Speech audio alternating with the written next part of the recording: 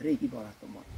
És ő meg kérdezte a titkárnőjét, egyetemi tanár volt neki. És az a titkárnő megkeresett telefonon, nem, 30 perc múlva jött vissza, sajnos a gálok már nem élnek a ezen a színen, úgyhogy nem tudom mit csinálni. Aztán hazatértem, 2-3 év múlva. Facebookon Magdi talált engem, és azóta már Facebookon már vagy a kommunikáció. Ja. Úgyhogy, és Ali most volt, alkalmam visszajönni Európába, Magyarországon. Úgyhogy azt mondtam Magdinak, hogy nagyon szeretek mindenkivel találkozni, és nagyon köszönöm, hogy te megjössz, A Panka, te vagy az legaranyosabb tagja az egész családnak. Ezt mi is gondoljuk. Igen, az egész országnak. És nagyon... Te meg a második édesem. És nagyon örülök, hogy ismerkedtem veletek. Nagyon köszönjük szépen. Yeah. És meséltem rólatok, Magdiról feleségemmel sokszor. És ő is nagyon örült, hogy most van alkalma ide jönni és találkozni veletek. Okay? Hát jó kis meglepetés volt, az biztos. Igen.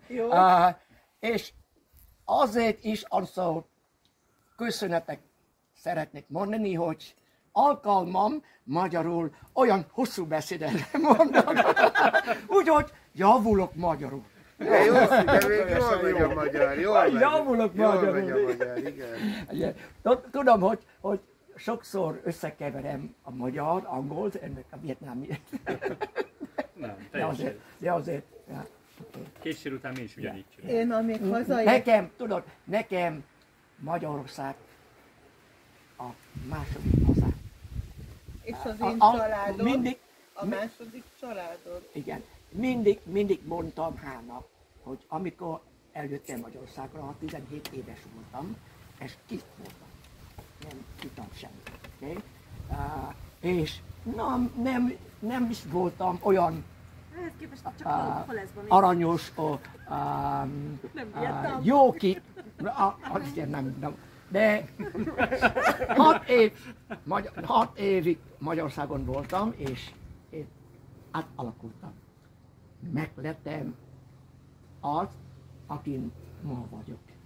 És mindig azt mondtam, hogy ez magyaroknak, Magyarországnak, magyar barátaimnak köszönhetem ezt. Úgyhogy Magyarország, egy magyarok alól mindig a szívemben van. Mindig vannak. És ezért is nagyon köszönöm. Köszönjük mi is. Köszönjük. Hosszú beszéd. Ez még hosszabb beszédet. Én csak annyit szeretnék mondani, hogy megállapítottuk, hogy mind a ketten egymásra nagyon büszkék vagyunk. Mindaz, amit sikerült megvalósítanunk 60 év feletti időnkre. Aki amit lerakott az asztalra, mindenkinek elismerés. Jövő pénteken találkozom a ifjútársammal.